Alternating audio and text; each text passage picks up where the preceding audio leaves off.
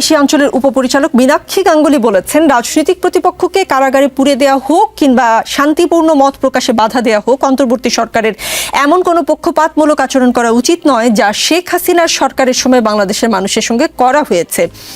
ওই সংবাদ বিজ্ঞপ্তি বলছে, অন্তর্বর্তী সরকারের অধীনে হাজারো মানুষকে গ্রেপ্তার করা হয়েছে, যাদের অনেকের বিরুদ্ধেই শুধু সন্দেহের ভিত্তিতে হত্যার অভিযোগ আনা হয়েছে। অসংখ্য ব্যক্তিকে সন্ত্রাস বিরোধী আইনে আটক রাখা হয়েছে। আটক ব্যক্তিদের মধ্যে বেশ কয়েকজন অভিযোগ করেছেন চিকিৎসা সেবা থেকে বঞ্চিত করা সহ পুলিশ হেফাজতে তাদের সঙ্গে অনেক দুর্ব্যবহার করা হয়েছে। এ ধরনের অভিযোগ শেখ হাসিনার শাসনামলের কথায় মনে করিয়ে দিচ্ছে। এই যে এই সরকার শেখ হাসিনার শাসনামলের কথায় মনে করিয়ে দেয়, এমন একটা কমপ্লিমেন্ট পেল, সেটা কেমন লাগবে ডক্টর মোহাম্মদ ইউনূসের? কেমন লাগলো উনি বলতে পারবেন, কারণ ওনার মানে ফিলিংস আর আমার ফিলিংস এক হবে না। আমি তো আগে মনে করতাম ওনার খুবই খারাপ লাগবে, কিন্তু তারপর তো উনি হেসে হেসে কথা বলেন, হয়তো খারাপ লাগে না, অথবা এটা উনি এনজয় করেন, এটা ওনার ব্যাপার। ওনার ব্যক্তিগত সহ্য ক্ষমতা, ওনার ব্যক্তিগত রুচি, বুদ্ধিমত্তা, বয়স, অনেক কিছু তো ভিন্ন আমার চেয়ে। তো এটা আমরা সাধারণ মানুষ বুঝবো না। তবে আমি আপনার এই কথাগুলির মাঝখানে একটু ধরিয়ে দিই। প্রেস সেক্রেটারি সাহেব গতকালকের যে প্রোগ্রামটায়, ওই প্রোগ্রামে একটা কথা বলেছিলেন যে আইন শৃঙ্খলা নিয়ে যখন নাকি তারা যে প্রবন্ধটা ওখানে পড়া হচ্ছিল, উনি বলছিলেন যে এগুলি ঠিক না, বাস্তবতা অনেক ভালো। এবং উনি এটাও বলেছিলেন বাংলাদেশের এই সমস্ত মানবাধিকার সংস্থাগুলো লোকাল পত্রিকার উপর ডিপেন্ড করে এই সমস্ত ডাটাগুলি বের করে, কাজে এটা গ্রহণযোগ্য না।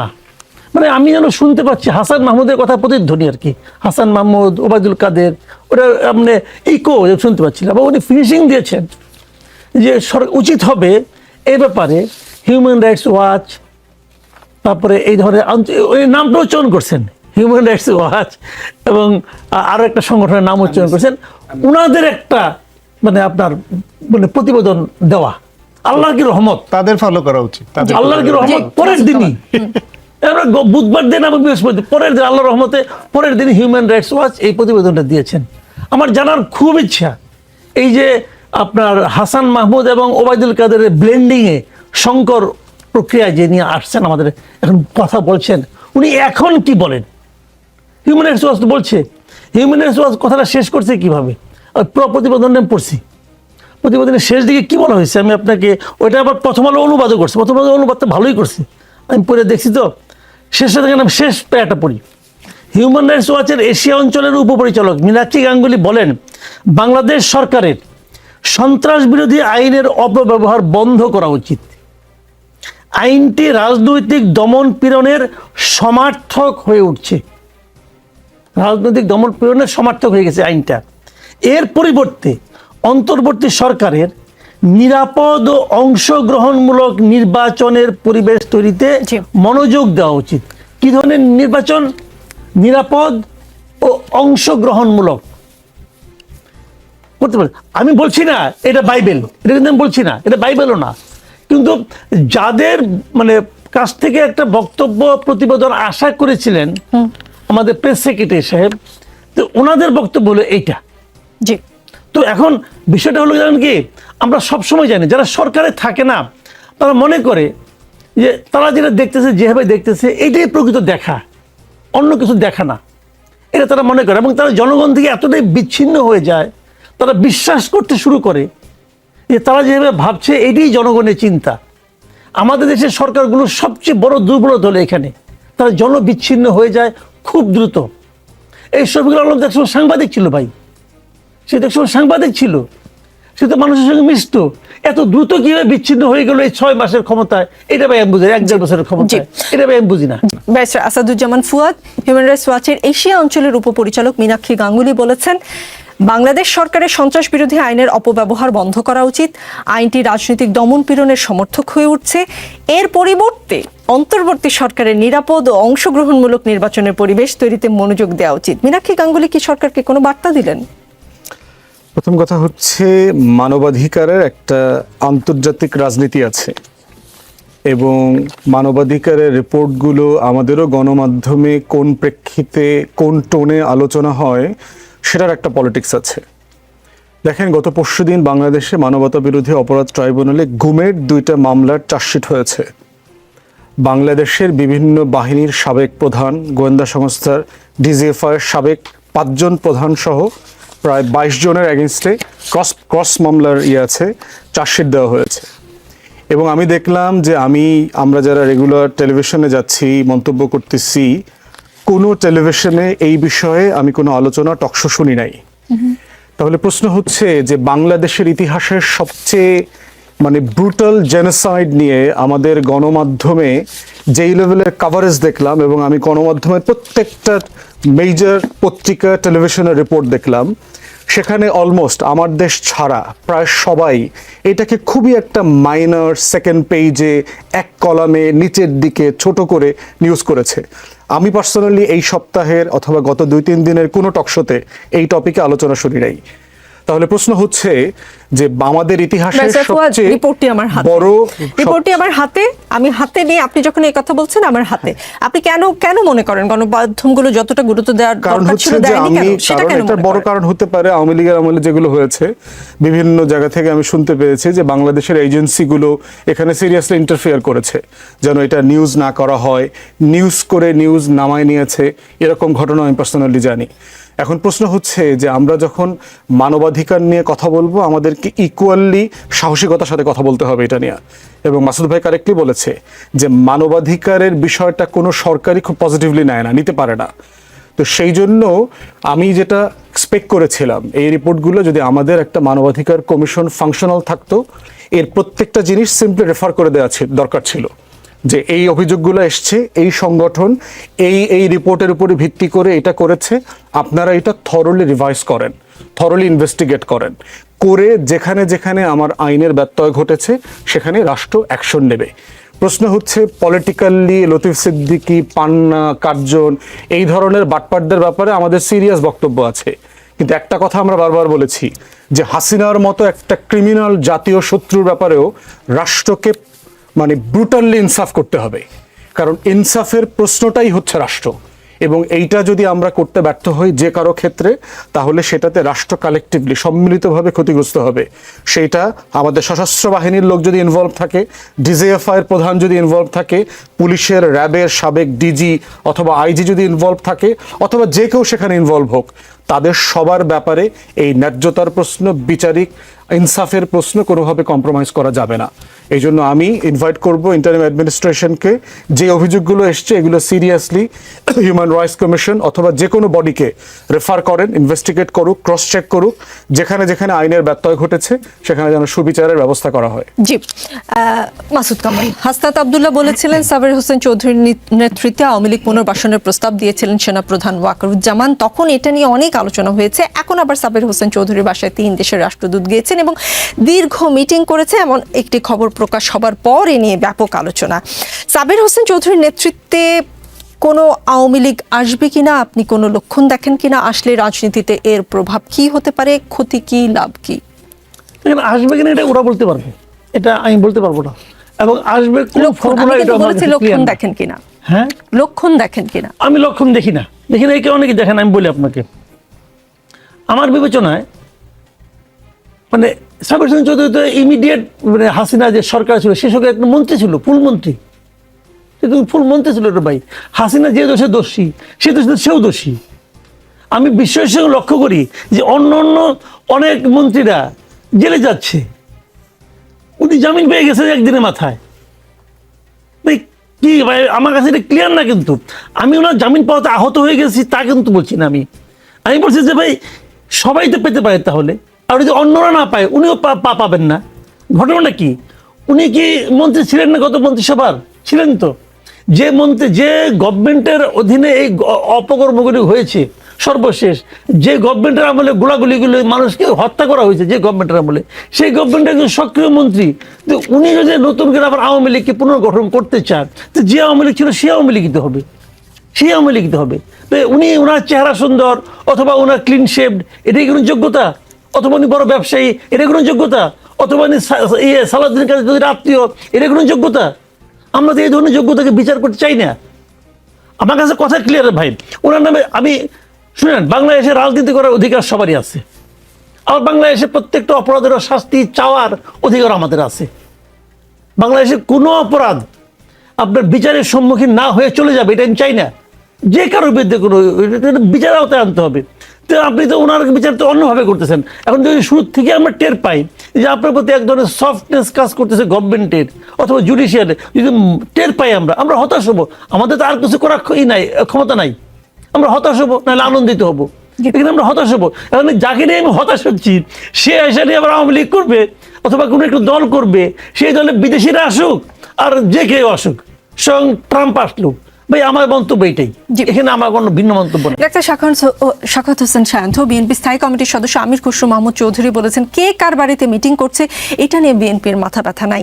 রাজনৈতিক বিশ্লেষক ডাক্তার জাহিদুর রহমান বলেছেন এই মুহূর্তে যখন আওয়ামী লীগ নির্বাচনে পার্টিসিপেট করতে পারবে না এটা প্রায় নিশ্চিত, তখন ইউরোপের রাষ্ট্রদূতদের এই বৈঠক তাৎপর্যপূর্ণ।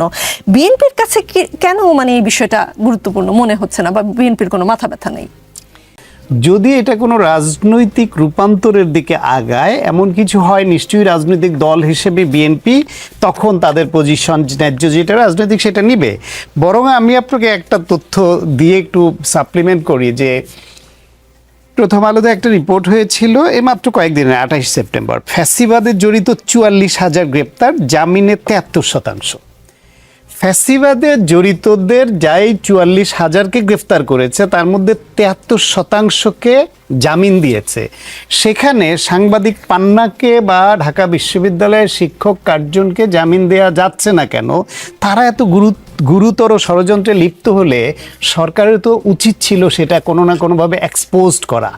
যদি এক্সপোজড না করে তাহলে মীনাক্ষী গাঙ্গুলি কিংবা হিউম্যান রাইটস ওয়াচ বা ইন্টারন্যাশনাল যারা আসুক, যাদের যে রিপোর্ট দিয়েছে এই রিপোর্টই হওয়ার কথা। যখন তাদের গ্রেফতার করেছে এবং যখন জামিন দেওয়া পর্যন্ত হয়নি, তখন আমি এটা নিয়ে অনেক জায়গায় কথা বলেছি যে এইটা বাংলাদেশের জন্য অন্য একটা ক্ষতি করলো। কারণ বাংলাদেশে হয়তো তারা তাদের বয়ান খাওয়াতে পারবে গণ অভ্যুত্থান পরবর্তী সময়ে এই ফ্লোতে, কিন্তু বিদেশি যে আপনার হিউম্যান রাইটস অর্গানাইজেশন, বিদেশি সংবাদ মাধ্যম, তাদেরকে সরকার যা বলবে তাই গ্রহণ করবে এমন না। মীনাক্ষী গাঙ্গুলিকে আজকে ওনাদের খারাপ লাগতে পারে, কিন্তু 16 বছর ধরে আওয়ামী লীগের ফ্যাসিবাদকালে এই মীনাক্ষী গাঙ্গুলির সঙ্গে আমাদের নানানভাবে যোগাযোগ হয়েছে এবং আমরা বাংলাদেশের হিউম্যান রাইটস ভায়োলেশন নিয়ে তাকে তথ্য দিয়েছি এবং তিনি যথাযথ রিপোর্ট করেছেন আমরা দেখেছি। সুতরাং তাকে অত বায়াসড এটা ভাববার কারণ নাই। বরং তিনি আওয়ামী লীগের আমলে যে মানবাধিকার হরণ হয়েছে সেটা নিয়ে সাংঘাতিকভাবে তার বিরুদ্ধে সোচ্চার ছিলেন, ভূমিকা রেখেছেন এবং হিউম্যান রাইটস ওয়াচ সেই রিপোর্ট করতো বলে আওয়ামী লীগ সরকার হিউম্যান রাইটস ওয়াচকে বিএনপি জামাতের অঙ্গ সংগঠন বলতো। আর আজকে সেই সংগঠন এই রিপোর্ট দিয়েছে। সুতরাং আপনি শুধুমাত্র লোকাল পত্রিকার থেকে নেয় বা বিভিন্নভাবে এই কথা বলে এড়িয়ে যাবেন সেটা বলার সুযোগ নাই। আওয়ামী লীগ আমলে যত হিউম্যান রাইটস ভায়োলেশনের রিপোর্ট হয়েছে, যে ইন্টারন্যাশনাল অর্গানাইজেশন বা সবাই যে পরিসংখ্যান দিয়েছে, আমাদের অধিকার, আমাদের আইন সালিশ কেন্দ্র, এই দুইটাই তো সবচেয়ে বড় বাংলাদেশের মধ্যে, তারা যে পরিসংখ্যান দিয়েছে এই সংবাদ মাধ্যমের উপর ভিত্তি করে দিয়েছে, তার উপর ভিত্তি করে আমরা কথা বলেছি, লিখেছি। আমি নিজে human rights violation in Bangladesh, right to life A Far Cry in Bangladesh নামে বই লিখেছি আমি। সুতরাং তখন তো এটা আপত্তিকর হয় নাই। আজকে বলছেন বাংলাদেশের রিপোর্টের উপর ভিত্তি করে, তা আপনি কি তখন কি ছিল?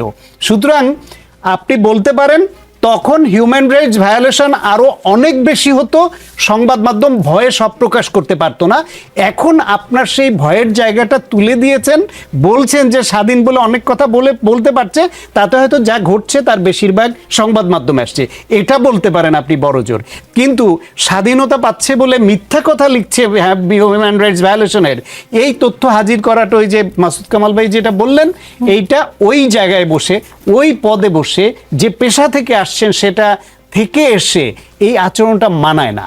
আমরা ওই বাংলাদেশে হাসান মাহমুদ ও কি বলল সেটা আমরা দেখতে চাই না, পলক কি বলল সেই রকম চেহারা দেখতে চাই না।